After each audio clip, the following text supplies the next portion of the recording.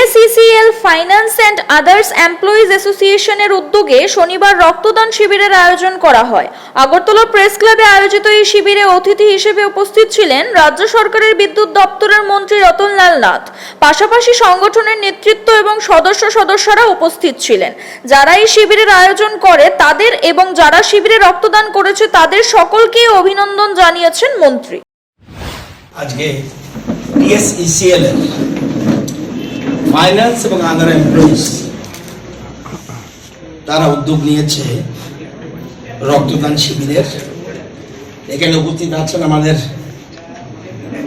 পাওয়ার ডিপার্টমেন্টের সেক্রেটারি মহোদয়, রয়েছেন এমডি, অন্যান্য রঞ্জনবাবু থেকে ঠান্ডা থেকে আরম্ভ করে বিভিন্ন অতিথিরা, এবং আপনারা তো রয়েছেন।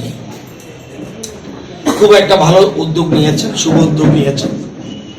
এটা আমাদের রাজ্যের একটা বেশ কয়েক বছর ধরে আমাদের রক্তদানটা একটা উৎসবের মেজাজে চলছে। এটা খুব কম জায়গায় পাবেন, এবং পরিসংখ্যান অনুযায়ী দেখা যায় যে ভারতবর্ষের যতগুলি রাজ্য আছে লোক সংখ্যা অনুযায়ী রক্তদান পার্সেন্টেজ অনুযায়ী আমরা অনেকটা এগিয়ে আছি।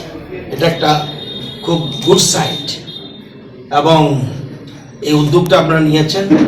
এমপিরা শুধুমাত্র সরকারি কাজই করে না, সাথে সাথে সমাজসেবাও তারা জড়িত হয়, এবং এটা আপনারা প্রমাণ করে দিয়েছেন।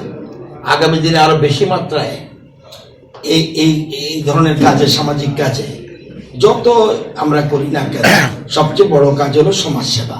যত কিছু মূল জিনিস, এবং বিশেষ করে দেশের প্রধানমন্ত্রী নরেন্দ্র মোদী যে জিনিসটা চাইছেন, অন্তিম ব্যক্তির ডেভেলপমেন্ট সমাজের সকল স্তরের।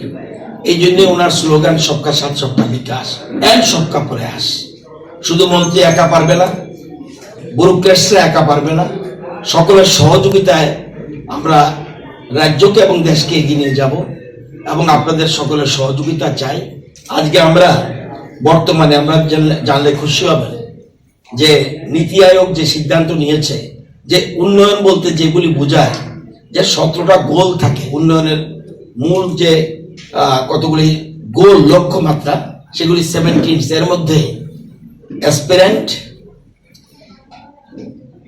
Performer, front runner and achiever. Achiever বলতে এমন তো ভারতবর্ষে কোনো স্টেট নেই।